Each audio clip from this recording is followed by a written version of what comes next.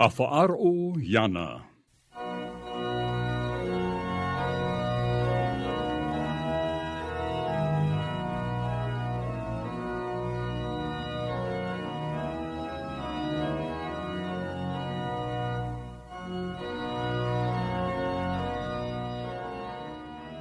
Te titao maru atu nei, te autahe no te metia, o Yahweh la communauté du Christ.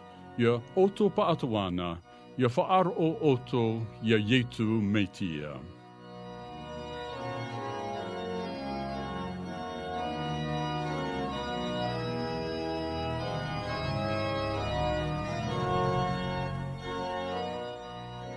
E hapir ate ye no te ira au te evaneria a yetu metia. E te aura no te rera i tō tato nei anō tau. E nā te whatu tato e haamait e, a wharo ai tato i tanara mau prau.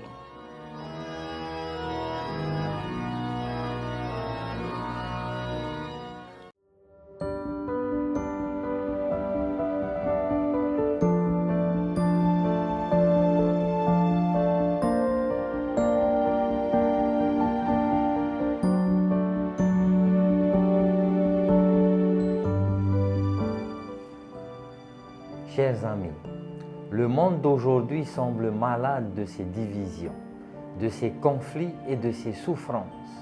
Pourtant, en cette période pascale, l'Écriture nous propose une vision d'espérance, la promesse d'un monde guéri. Qu'est-ce que guérir pour une nation, ou mieux, pour toute l'humanité? En écho aux paroles de l'Apocalypse, nous sommes invités à lever les yeux au-delà de nos épreuves et porter notre regard vers la Nouvelle Jérusalem. Cette cité céleste symbolise une humanité nouvelle, rayonnante de paix, d'accueil et de solidarité. Commençons notre chemin ensemble vers cette espérance et demandons-nous comment bâtir dès maintenant ce monde de guérison. Dans l'Apocalypse de Jean, évoquer l'Apocalypse, c'est avant tout révéler. Mais révéler quoi? Tout simplement qu'au terme d'une période d'épreuve, la vision finale est un monde renouvelé. La vision relatée au verset 10 montre que sur une grande et haute montagne apparaît la cité sainte, Jérusalem céleste, fondée sur un roc solide, plus solide que nos peurs. Elle est la résidence de Dieu et de l'agneau et de ceux qui ont persévéré dans l'amour. Ce contexte apocalyptique n'annonce pas seulement des calamités, mais un avenir d'espérance basé sur la paix de Dieu. Jean nous décrit ces images éclatantes, une ville resplendissante, de lumière, dorée, avec des portes grandes ouvertes jour et nuit. Chaque matériau, des fondations en pierre précieuse, aux rues pavées d'or pur, symbolise la valeur d'un monde qui appartient entièrement à Dieu. Cette vision s'offre à nous comme un appel. Où donc trouverons-nous la guérison sans la présence de Dieu? Dans le climat incertain où nous vivons, ces images extraordinaires nous invitent à regarder vers un horizon plus vaste. La Jérusalem céleste est décrite comme une demeure habitée par Dieu lui-même. Il n'y a plus de temple, car Dieu et l'agneau même sont la lumière et la présence au cœur de la cité. Imaginez un monde où la présence divine n'est pas cantonnée dans un lieu fermé, mais où elle éclaire chacun d'entre nous. C'est l'image d'une humanité réconciliée, plus de séparation entre peuples, plus de barrières entre cultures, seulement la lumière commune de Dieu qui unit toutes les nations. Autour de cette cité coule la rivière de vie, limpide et féconde, alimentant l'arbre de vie, dont les feuilles offrent la guérison des nations. Quelle image forte pour nos temps troublés. Ce n'est pas un message de repli sur soi, mais un appel à la solidarité universelle. Dans cet arbre, il y a la promesse que nos blessures, nos haines et nos peurs peuvent être soignées. Pour nous, ces feuilles symbolisent la solidarité, la compassion et l'amour capable d'apaiser nos peurs. Voici les valeurs d'une humanité guérie que nous pouvons retenir.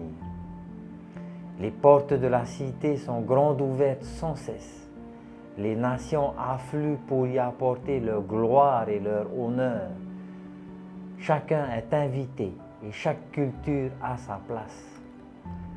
La source de vie jaillit du trône divin. Il n'y a pas de nuit, car Dieu même illumine la cité. Nous sommes appelés à porter cette lumière en nous, à vivre en enfants de la lumière, pour abolir l'obscurité de la haine. Au sein de cette cité, plus rien ne divise, plus de guerre, plus de souffrance, seulement la paix durable promise par le Christ ressuscité.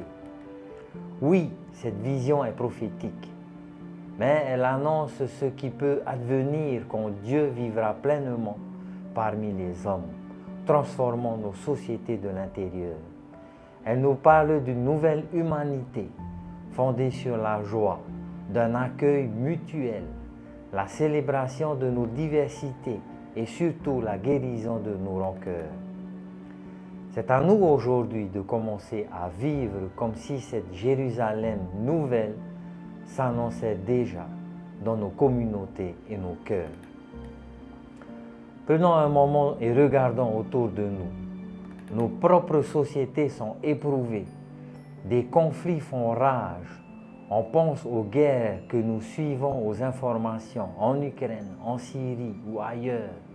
Des drames humains se multiplient, exil forcé, séparation de familles, violence et pauvreté.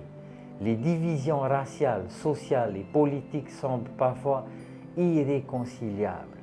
Chaque jour, les médias nous présentent des images de peur, de colère, de méfiance. Pourtant, n'est-ce pas dans cet état de crise que la parole de l'Apocalypse résonne comme un cri d'espérance? Lorsque la parole de Dieu parle de guérison des nations, elle nous donne un horizon de sens. Elle dit que nos mots ne sont pas invisibles. Elle nous rappelle la voix du Christ. La paix soit avec vous. Répétée à maintes reprises malgré la peur des disciples. Autour de nous surgissent des signes de vie, des initiatives citoyennes pour la paix, des mobilisations humanitaires, des réseaux d'entraide, de vraies images d'espérance. Parfois, c'est une simple soirée où voisins de cultures différentes partagent un repas. Parfois, ce sont des gestes de pardon après un conflit. Ces actions révèlent que les graines de la Nouvelle Jérusalem peuvent germer ici-bas. Alors, chers amis, comment réagissons-nous devant ces défis? Quel pas prenons-nous dans les œuvres de paix et d'accueil? Chacun peut se reconnaître.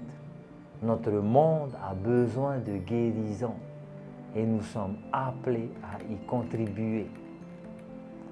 L'appel qui jaillit de ce texte est clair.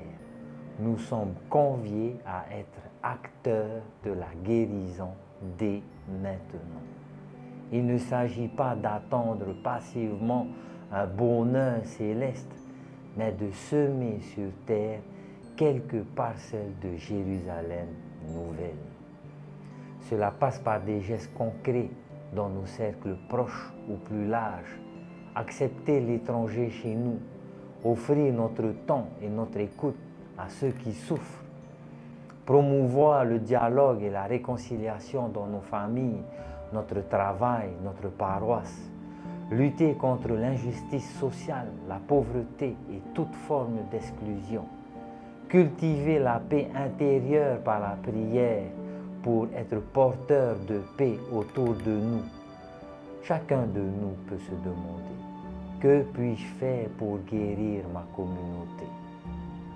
Parfois, c'est simplement tendre la main, pardonner une vieille blessure, dire un mot de réconciliation.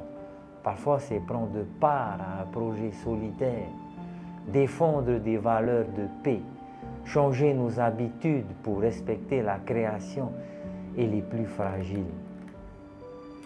Pensez à ces visages souriants, ces mains serrées avec foi dans les moments d'épreuve. Ils sont des aperçus de la Jérusalem divine descendue parmi les hommes. Si nous suivons le Christ et laissons le Saint-Esprit nous animer, alors l'Église elle-même peut être le cœur battant d'une guérison en cours. En cette fête pascale, l'Apocalypse nous présente un horizon clair. La guérison des nations n'est pas une utopie lointaine, mais la promesse du Dieu vivant. Cette promesse nous transforme dès aujourd'hui. Elle nous met en marche pour incarner ici et maintenant les valeurs d'un monde réconcilié. Voici quelques questions pour la route.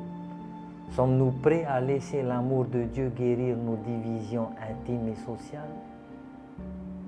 Oserons-nous montrer nos choix quotidiens un avant-goût de paix et d'accueil universel? Et vous, qu'allez-vous offrir comme fruit des feuilles de guérison autour de vous? À vous maintenant d'agir selon cette espérance. Chaque acte de bonté, chaque mot d'encouragement, chaque prière devient un pas vers la Jérusalem céleste. Amen.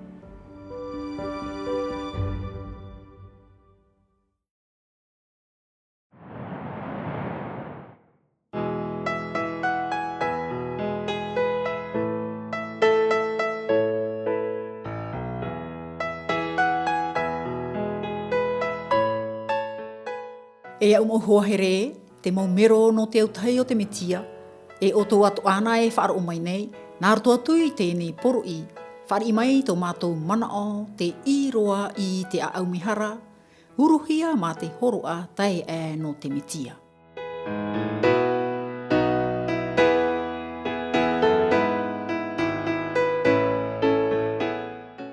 Te hinaro nei mātou, ia riro te i teime no otou, no te whaatupura, te hoe area ti aituru, te oa, te hau e te here.